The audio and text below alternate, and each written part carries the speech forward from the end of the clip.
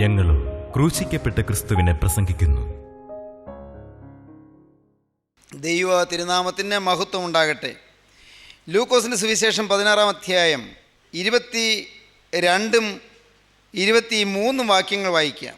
ആ ദരിദ്രൻ മരിച്ചപ്പോൾ ദൂതന്മാർ അവനെ അബ്രഹാമിൻ്റെ മടിയിലേക്ക് കൊണ്ടുപോയി. ധനവാനും മരിച്ചു, അടക്കപ്പെട്ടു.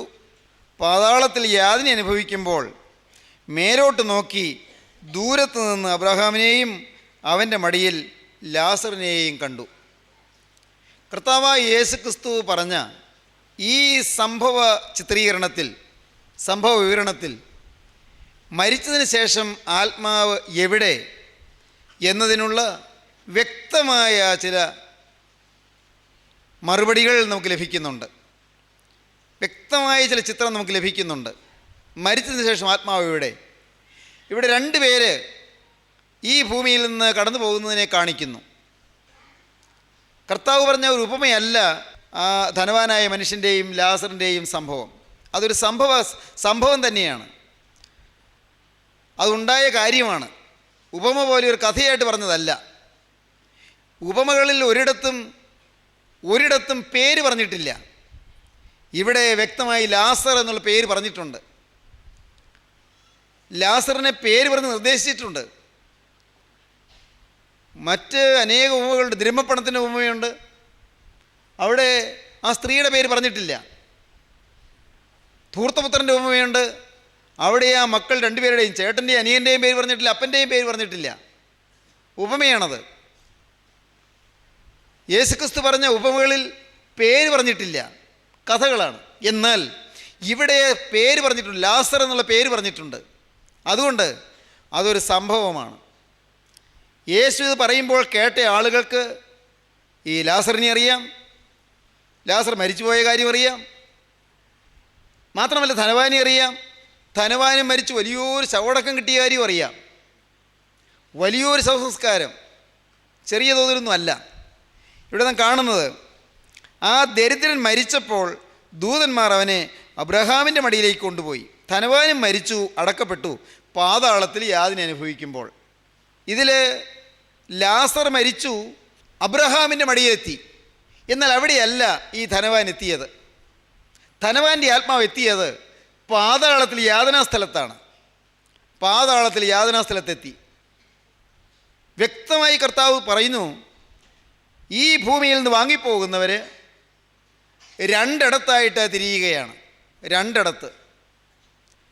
മരിച്ചു കഴിഞ്ഞാൽ മനുഷ്യാത്മാവ് ഒന്നുകിൽ അബ്രഹാമിൻ്റെ മടിയിൽ, അല്ലെങ്കിൽ യാതനാസ്ഥലത്ത്, പാതാളത്തിൽ യാതനാസ്ഥലത്ത്. ഇവിടെ ഈ പാതാളം എന്നുള്ളതിന് എബ്രായ ഭാഷയിൽ കൊടുത്തിരിക്കുന്ന വാക്ക് ഷിയോൾ എന്നാണ്. ഷിയോൾ. അതിന് ഗ്രീക്ക് ഭാഷയിൽ കൊടുത്തിരിക്കുന്ന വാക്ക് ഹെയ്റ്റ്സ് എന്നാണ്. എന്നാൽ ഈ ഷിയോൾ എന്ന് പറയുന്നത് ഹെയ്റ്റ്സ് എന്ന് പറയുന്നതും ഒരേ വാക്ക് തന്നെ ആണ്. എങ്കിലും ഒരു കാര്യം മനസ്സിലാക്കണം, ആ ഷിയോളിൽ അവിടെ രണ്ട് തട്ടുകളുണ്ട്. അങ്ങോട്ടും ഇങ്ങോട്ടും കടന്നു പോകാൻ പാടില്ല. അതിൽ ആ ഷിയോളിൻ്റെ മുകളിലത്തെ തട്ടിൽ നിന്ന് താഴത്തെ തട്ടിലേക്ക് പോകാൻ പറ്റില്ല. ഒന്ന് മുകളിലത്തെ തട്ടാണ്. അത് രണ്ടിൻ്റെ ഇടയിൽ വലിയൊരു പിളർപ്പുണ്ട്, വലിയൊരു ഗൾഫുണ്ട്. ഗൾഫ്, വലിയൊരു പിളർപ്പുണ്ട്. ഇംഗ്ലീഷ് ഭാഷയിൽ ആ വാക്ക് ഗൾഫ് എന്നാണ്. പിളർപ്പുണ്ടാക്കിയിരിക്കുന്നു. ഇവിടെ ഈ സംഭവത്തിൽ അത് പറയുന്നുണ്ട്. ഇവിടെ നിന്ന് നിങ്ങളുടെ അടുക്കൽ കടന്നു വരുവാനും ചെയ്യുന്നവർക്ക് കഴിവില്ല, അവിടെ നിന്ന് ഞങ്ങളുടെ അടുക്കൽ കടന്നു വരുവാനും പാടില്ല എന്ന് അബ്രഹാം പിതാവ് പറയുന്നുണ്ട്. ഞങ്ങൾക്കും നിങ്ങൾക്കും നടുവേ വലിയൊരു പിളർപ്പുണ്ടാക്കിയിരിക്കുന്നു. ഞങ്ങളും നിങ്ങളും രണ്ട് ഭാഗമായി തിരിയുകയാണ്. ഒന്ന് അബ്രഹാം പിതാവിൻ്റെ മടി എന്ന് പറയുന്ന പർദീസ, പാതാളത്തിൻ്റെ മുകൾ തട്ട്. അത് പാതാളം തന്നെയാണ്. മരണശേഷം ചെല്ലുന്ന ഹെയ്റ്റ്സ് തന്നെയാണ്. മരണശേഷം ആത്മാക്കൾ ചെല്ലുന്ന ഷിയോൾ തന്നെയാണ്. അത് പർദീസായാണ്. അത് വാങ്ങിപ്പോകുന്നവരെ കടന്നു ചെല്ലുന്ന ആ പർദീസായാണ്. പക്ഷേ സ്വർഗമല്ലത്.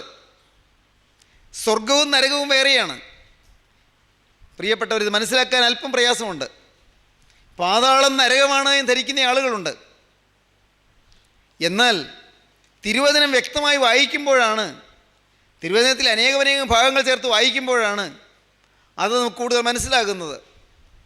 ഇനിയുള്ള നമ്മുടെ ഈ മരണാന്തരാവസ്ഥയെക്കുറിച്ചുള്ളതായ ധ്യാനാത്മക പ്രസംഗങ്ങളിൽ ഇതിനെക്കുറിച്ചെല്ലാം വിശദമായി പ്രസ്താവിക്കാൻ കഴിയും എന്ന് ഞാൻ ആശിക്കുകയാണ്, ഞാൻ പ്രാർത്ഥിക്കുകയാണ്.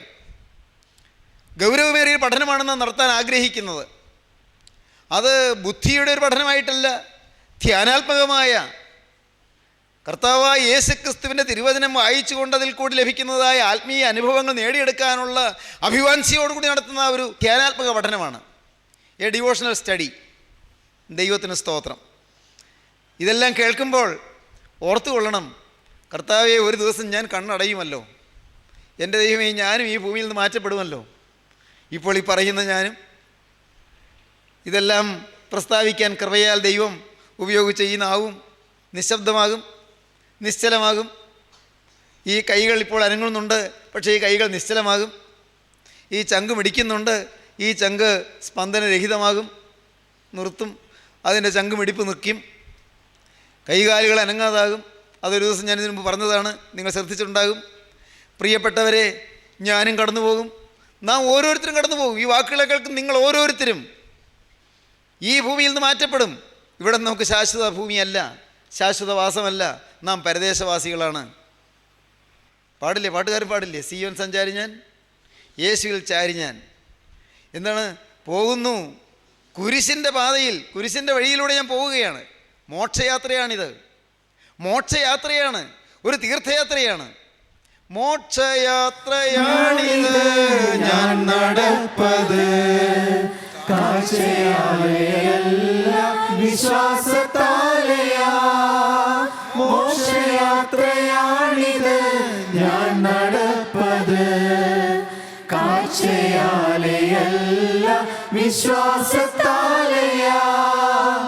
വീഴ്ച വീഴ്ചകൾ താഴ്ചകൾ വന്നിടും വേളയിൽ രക്ഷകൻ കൈകളിൽ താങ്ങിടും. വീഴ്ചകൾ താഴ്ചകൾ വന്നിടും വേളയിൽ രക്ഷകൻ കൈകളിൽ താങ്ങിടും. സിയോൻ സഞ്ചാരി ഞാൻ യേശുവിൽ ചാരി ഞാൻ പോകുന്നു കുരിശിന്റെ പാതയിൽ. സിയോൻ സഞ്ചാരി ഞാൻ യേശുവിൽ ചാരി ഞാൻ പോകുന്നു കുരിശിന്റെ പാതയിൽ. സഹോദരീ സഹോദരങ്ങളെ, ഈ യാത്ര എന്നോ ഒരിക്കൽ ഈ യാത്ര തീരും എന്നാണ് നമുക്ക് അറിഞ്ഞുകൂടാ.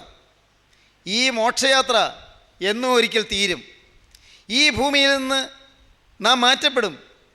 ശരീരം മണ്ണോട് മണ്ണ് ചേരും. ശരീരത്തിൽ നിന്ന് പ്രാണൻ വേർപെടുന്നതോടുകൂടി ആത്മാവ് നിത്യതയിലേക്ക് പറക്കും. ആ നിത്യതയുടെ ആരംഭം ഒന്നുകിൽ യാതനാസ്ഥലം, പാതാളത്തിൽ യാതനാസ്ഥലം, അല്ലെങ്കിൽ അബ്രഹാമിൻ്റെ മടി എന്ന് പറയുന്ന പർദീസ. അബ്രഹാമിൻ്റെ മടിയിൽ എത്തിച്ചേരും. വിശുദ്ധന്മാർ അബ്രഹാമിൻ്റെ മടിയിൽ എത്തിച്ചേരും. ഈ ഭൂമിയിൽ ദരിദ്രനായിരിക്കാം, ശരീരമാസകൾ വ്രണമായിരിക്കാം, ജീവിക്കാൻ മാർഗമില്ലാത്തവനായിരിക്കാം, നായ്ക്കൾ വന്ന് വ്രണം നക്കിയാൽ പോലും ഒന്ന് ആട്ടിയകറ്റാൻ കഴിവില്ലാത്തവനായിരിക്കാം, നിസ്സഹായനായിരിക്കാം, ആരും തിരിഞ്ഞു നോക്കാത്തവനായിരിക്കാം, ദുരിതം നിറഞ്ഞ ജീവിതം നയിക്കുന്നവനായിരിക്കാം, കടത്തിൽ മുങ്ങി വലയുന്നവനായിരിക്കാം, ആഹാരത്തിന് മാർഗമില്ലാത്തവനായിരിക്കാം, പലതരത്തിലുള്ളതായ ഒറ്റപ്പെടുത്തലുകളും പലതരത്തിലുള്ളതായ നിന്ദനങ്ങളും അപമാനങ്ങളും വഹിക്കേണ്ടി വന്നവനായിരിക്കാം, പലതരത്തിൽ. എന്നാൽ കടന്നു ചെല്ലുന്ന ആ ദേശത്ത് അവിടെ അബ്രഹാം പിതാവിൻ്റെ മടിയിൽ, വിശുദ്ധന്മാരുടെ നിരയിൽ, തേജസ്സിൻ്റെ പ്രതീസായിൽ, അവിടെ ശോഭനമായ തീരത്ത് എത്തിച്ചേരുകയാണ്.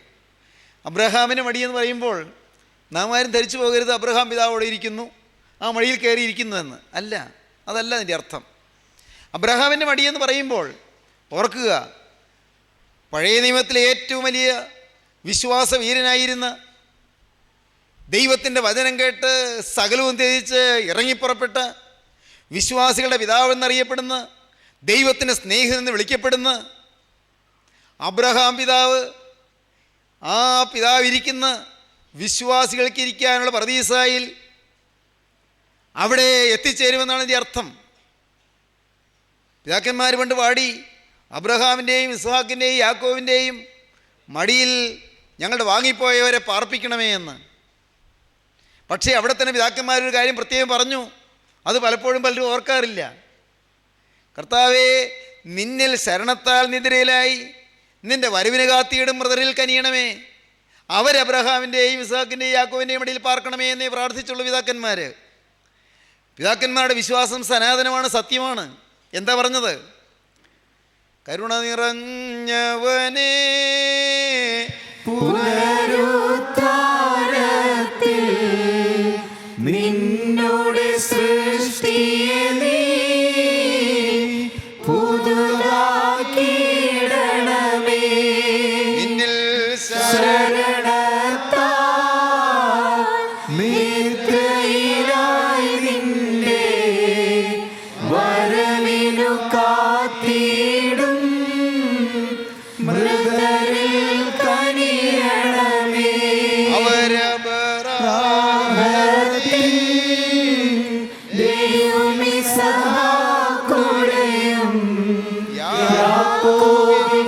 യാക്കോബിനുടെയും മടിയിൽ പാർക്കണമേ.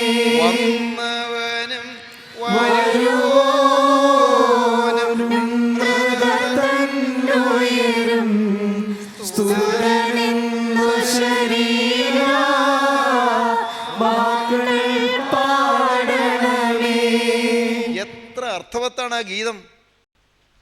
കരുണ നിറഞ്ഞവനെ, ഉയർത്തെഴുന്നേൽപ്പിൻ്റെ ദിവസത്തിൽ, പുനരുത്ഥാന ദിവസത്തിൽ ഞങ്ങളുടെ വാങ്ങിപ്പോയവരെ നീ ചേർത്ത് കൊള്ളണമേ.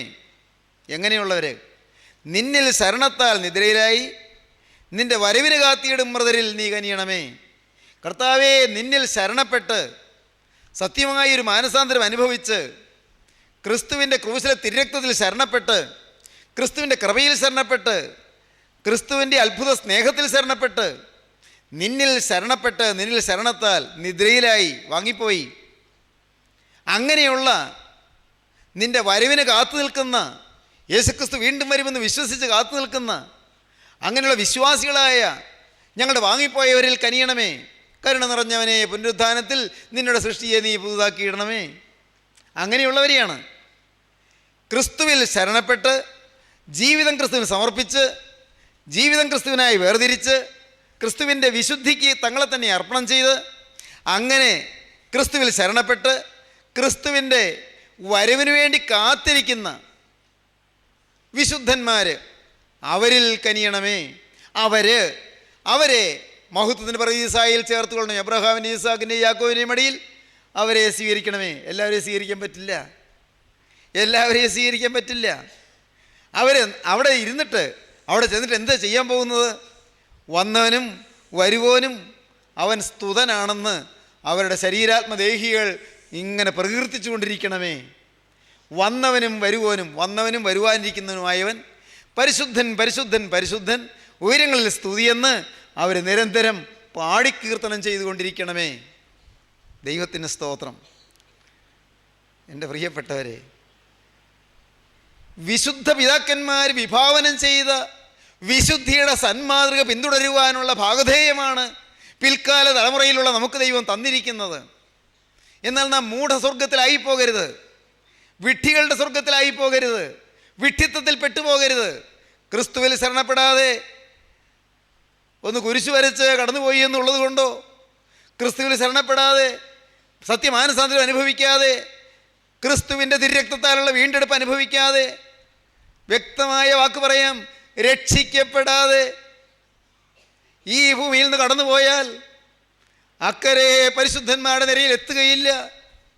എത്ര പ്രാർത്ഥനകൾ നിർവഹിച്ചാലും, എത്ര ധർമ്മം ചെയ്താലും, എന്തെല്ലാം മരിച്ചവർക്ക് വേണ്ടിയുള്ള കുർബാനകൾ ചൊല്ലിച്ചാലും, പ്രിയപ്പെട്ടവരെ, എന്തെല്ലാം ചെയ്താലും, 40 ദിവസം പ്രത്യേകിച്ച് ഉപവാസത്തോടു കൂടി ഇരുന്നാലും, ഈ മുഖത്തെ താടിരോമങ്ങൾ ഒന്നും ഷെയ്വ് ചെയ്യാതെ വളരെ ഭയഭക്തിയോടിരുന്നാലും ഇതുകൊണ്ടൊന്നും മരിച്ച ആത്മാക്കൾ രക്ഷപ്പെടുകയില്ല. ശരീരത്തിലിരിക്കുമ്പോൾ ഓരോരുത്തരും രക്ഷ അനുഭവിച്ചിരിക്കണം.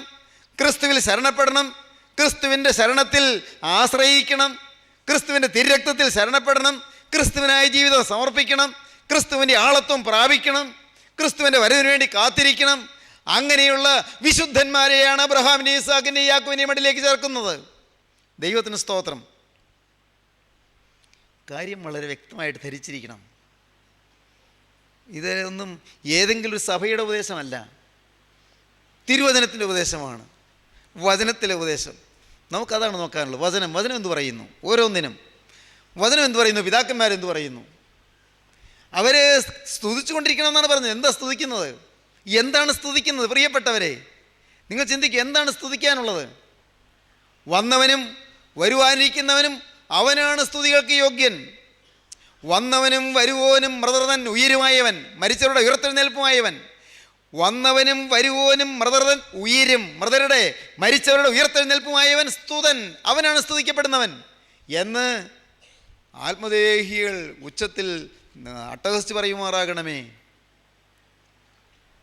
ആ സ്തുതി ഈ ഭൂമിയിൽ വെച്ച് പാവപ്പെട്ടവരായി നമ്മളെ അഭ്യസിപ്പിക്കാനാണ് മേൽപ്പട്ടക്കാരെയും പട്ടക്കാരെയും ശമ്മാശന്മാരെയും സഭയിൽ ഏർപ്പാടാക്കിയത്. മേൽപ്പട്ടക്കാർ പട്ടക്കാരോടു ശമ്മാശന്മാർ ഏർപ്പാടാക്കി കർത്താവിവരെ ഭൂമിയതിങ്കൽ അണിയിച്ചാരിവരനിശം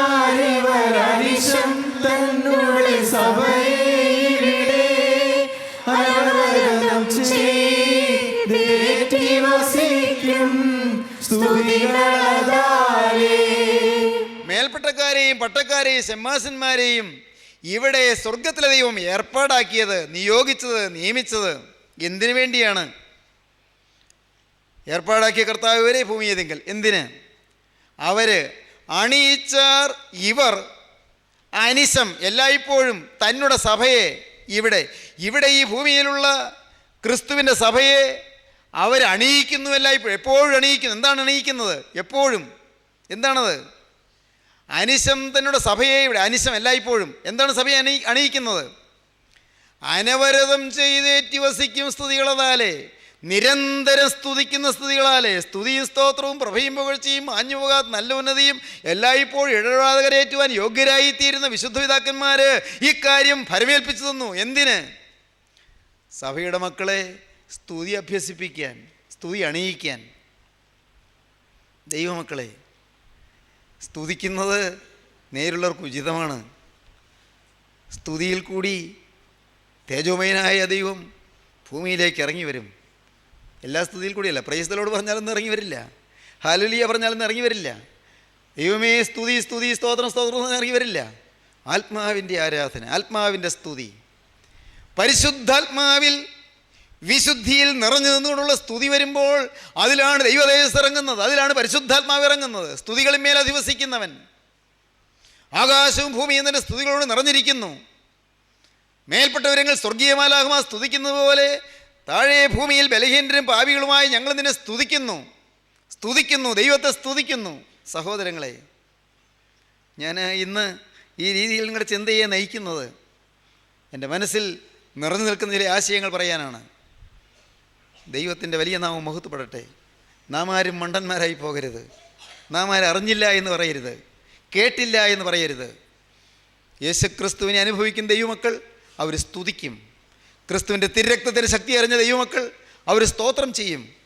യേശുക്രിസ്തുവിൻ്റെ തിരുരക്തത്താൽ വീണ്ടെടുക്കപ്പെട്ട ദൈവമക്കൾ സ്തുതിയും സ്തോത്രവും അവരുടെ നാവിന്മേൽ നൃത്തം ചെയ്യും. ഹല്ലേലൂയ, ദൈവത്തിന് സ്തോത്രം. യേശുവിനെ അനുഭവിക്കുന്ന ദൈവമക്കൾ, വിശുദ്ധി അനുഭവിക്കുന്ന ദൈവമക്കൾ അവരുടെ നാവിൽ ഹല്ലേലൂയ നൃത്തം ചെയ്യും. ദൈവത്തിന് സ്തോത്രം. അവർ ദൈവത്തെ സ്തുതിക്കും. അവർ മതിമറന്ന് ദൈവത്തെ ആരാധിക്കും. ദൈവത്തിന് സ്തോത്രം. അവർ നിൻ സ്തുതിയും ഹല്ലേലൂയയും കർത്താവേയും നിർത്തരുതേ എന്ന് പാടുക മാത്രമല്ല, നിർത്താതെ എപ്പോഴും അവരുടെ ഹൃദയത്തിൽ സ്തുതി ഇങ്ങനെ അനുരണനം ചെയ്തുകൊണ്ടിരിക്കും, മാറ്റൊല്ലിക്കൊണ്ടുകൊണ്ടിരിക്കും. ദൈവത്തിന് സ്തോത്രം. ദൈവത്തിൻ്റെ വലിയ നാമം മഹത്വപ്പെടട്ടെ. എന്തുണ്ടായി? എന്താ പറഞ്ഞു വന്നത്? അബ്രഹാമിൻ്റെ മടി കടന്നു ചെല്ലുമ്പോൾ ഒന്ന് പരിശുദ്ധന്മാരുടെ നിര, അത് സ്വർഗമല്ല. മറ്റൊന്ന് പാതാളത്തിൽ യാതനാസ്ഥലം. നമുക്കൊന്നുകൂടി വായിക്കാം. ധനവാനായ ഒരു മനുഷ്യനുണ്ടായിരുന്നു. 19-ാം വാക്യം, 16 ലൂക്കോസ് 16:19 മുതൽ. ധനവാനായ ഒരു മനുഷ്യനുണ്ടായിരുന്നു. അവൻ ധൂമ്രവസ്ത്രവും പട്ടും ധരിച്ച് ദിനംപ്രതി ആഡംബരത്തോടെ സൂചിച്ചുകൊണ്ടിരുന്നു. ലാസർ എന്ന പേരുള്ള ഒരു ദരിദ്രൻ വ്രണം നിറഞ്ഞവനായി അവൻ്റെ അടിപ്പുരയ്ക്കൽ കിടന്ന് ധനവാൻ്റെ മേശയിൽ നിന്ന് വീഴുന്നതെന്ന് വിശപ്പടക്കുവാൻ ആഗ്രഹിച്ചു. നായ്ക്കളും വന്ന് അവൻ്റെ വ്രണം നക്കും. ആ ദരിദ്രൻ മരിച്ചപ്പോൾ ദൂതന്മാർ അവനെ അബ്രഹാമിൻ്റെ മടിയിലേക്ക് കൊണ്ടുപോയി. ധനവാനും മരിച്ചു അടക്കപ്പെട്ടു. പാതാളത്തിൽ യാതനാസ്ഥലം, പാതാളത്തിൽ യാതന അനുഭവിക്കുമ്പോൾ. സ്നേഹിതരെ, ഇന്നത്തെ ഈ ചിന്തകൾക്ക് ഞാൻ തൽക്കാലം ഒരു വിരാമം കുറിക്കട്ടെ. ഞാൻ എവിടെ ചെല്ലണമെന്ന് ഞാനാണ് തീരുമാനിക്കേണ്ടത്. എൻ്റെ ഭാര്യ തീരുമാനിച്ചാൽ പോരാ. പ്രിയപ്പെട്ടവരെ, നിങ്ങളുടെ ഭർത്താവ് തീരുമാനിച്ചാൽ പോരാ. പ്രിയപ്പെട്ടവരെ, നിങ്ങളുടെ മക്കൾ തീരുമാനിച്ചാൽ പോരാ. മാതാപിതാക്കൾ തീരുമാനിച്ചാൽ പോരാ. അവനവനാണ് തീരുമാനിക്കേണ്ടത്. ഞാൻ എവിടെ ചെല്ലണം? കടന്നു ചെല്ലുമ്പോൾ സ്നേഹത്തിൻ്റെ പ്രതീസായിൽ എത്തണമോ? വിശുദ്ധന്മാരുടെ നിരയിൽ എത്തിച്ചേരണമോ? ദൈവത്തിന് സ്തോത്രം. എവിടെയാണ് ഞാൻ ചെല്ലേണ്ടത്? അത് തീരുമാനിക്കാനുള്ള കാലം ഈ ശരീരത്തിലിരിക്കുമ്പോഴാണ്. ഈ ശരീരത്തിൽ ആയുസ്സിലിരിക്കുമ്പോൾ, ജീവൻ ശരീരത്തിൽ തുടിക്കുമ്പോൾ ഇവിടെ വെച്ച് തീരുമാനമെടുക്കൂ. ഇവിടെ വെച്ച് ദൈവത്തെ കണ്ടെത്തൂ. ഇവിടെ വെച്ച് ക്രൂസിൽ വെച്ച രക്ഷകനെ നിങ്ങളുടെ ഹൃദയത്തിൽ നിങ്ങൾ സ്വീകരിക്കൂ. ക്രൂസിൽ ജീവൻ ത്യജിച്ച രക്ഷകൻ, പ്രിയപ്പെട്ടവരെ, നിങ്ങളെ വിശുദ്ധന്മാരുടെ നിരയിൽ നിർത്താൻ ആഗ്രഹിച്ചുകൊണ്ട് കടന്നു വന്നിരിക്കുന്നു. അവൻ നിങ്ങളുടെ അരികത്ത് വന്ന് നിൽക്കുന്നു. മകനേ, നീ നരകത്തിൻ്റെ ഭീകരതയിലേക്ക് പോകണ്ട, പാതാളത്തിൻ്റെ യാതനാസ്ഥലത്തേക്ക് പോകണ്ട. മകളെ, നിൻ്റെ ജീവിതം നീ ശുദ്ധശൂന്യം പിടിപ്പിച്ച് കളയണ്ട, നശിപ്പിച്ച് കളയണ്ട. നിൻ്റെ ഭാവി നീ ഇരുളടഞ്ഞു പോകുന്ന ഭീകരമായ യാതനാസ്ഥലത്തിൻ്റെ ഭീകരതയിലേക്ക് നീ പോകണ്ട. മോനെ, നിൻ്റെ ജീവിതം നശിപ്പിക്കണ്ട. ഇന്ന് നിനക്കൊരു പുതിയ ജീവിതം തരാമെന്ന് പറഞ്ഞുകൊണ്ട് യേശു വന്ന് ഹൃദയവാതിൽക്കൽ മുട്ടുന്നു. മകനെ, നിൻ്റെ ഹൃദയം തുറക്കൂ. മകളെ, നിൻ്റെ ഹൃദയം തുറക്കൂ. ഒരു ദിവസം നീ മരിക്കും, ഈ ഭൂമിയിൽ നിന്ന് മാറ്റപ്പെടും. അന്ന് ദൈവരാജ്യത്തിൽ എത്തുവാൻ ഇന്ന് തന്നെ നിൻ്റെ ഹൃദയം തുറന്ന് ക്രിസ്തുവിനായി നിൻ്റെ ജീവിതം സമർപ്പിക്കൂ. ക്രിസ്തു നിനക്ക് വേണ്ടി ക്രൂസിൽ മരിച്ചു, നിന്റെ സകല പാപങ്ങളും ക്ഷമിച്ചു തരുന്നു എന്ന് വിശ്വസിക്കൂ. ഇതുവരെ വന്നുപോയ സകല പാപങ്ങളും ക്ഷമിക്കുവാൻ ക്രിസ്തുവിൻ്റെ തിരുരക്തം മതിയായതാണ്. പ്രിയപ്പെട്ടവരെ, ഇന്ന് 1 എന്ന് ആരംഭിക്കൂ. യേശുവിനെ നിങ്ങളുടെ ഹൃദയത്തിലേക്ക് സ്വീകരിക്കൂ. യേശുവിനോട് വാക്ക് പറയൂ, യേശുവേ, നീ എനിക്ക് വേണ്ടി ക്രൂസിൽ മരിച്ചതിനാൽ ഇന്നു മുതൽ ഞാൻ നിനക്കായി ജീവിക്കും. യേശുവിനോട് നിങ്ങൾ പറയൂ, യേശുവേ, നീ എൻ്റെ പാപം വഹിച്ച് ക്രൂസിൽ മരിച്ചതിനാൽ ഇന്നു മുതൽ ഞാൻ പാപമില്ലാത്ത ജീവിതം നയിക്കും. ദൈവത്തോട് പറയൂ, യേശുവേ, ഇന്നു മുതൽ ഞാൻ നിൻ്റെ വക. നമുക്ക് പ്രാർത്ഥിക്കാം. സ്നേഹവാനെ, അതിന് കേട്ട് എല്ലാവരെയും വാഴ്ത്തണം, എല്ലാവരെയും അനുഗ്രഹിക്കണമേ. കർത്താവേ, മനസ്സ് പതറിയിരിക്കുന്നവര്, ദുഃഖാകുലരായിരിക്കുന്നവര്, വിഷാദ വിവശരായിരിക്കുന്നവര്, രോഗികളായിരിക്കുന്നവര്, കടത്തിൽ മുങ്ങി വലയുന്നവര്, കർത്താവേ, ജീവിതമാകെ വിരസമായി മരിച്ചാൽ മതി എന്ന് ഓർക്കുന്നവര്, എൻ്റെ കരുണയുള്ള കർത്താവേ, പലതരത്തിലുള്ള പാപത്തിന്റെ ബന്ധനങ്ങളിൽപ്പെട്ട് ഉഴലുന്നവര്, കയറ്റം കിട്ടാതെ വലയുന്നവര്, നാഥാ, എല്ലാവരെയും കാണണമേ, സന്ദർശിക്കണമേ, അനുഗ്രഹിക്കണമേ, തൊടണമേ.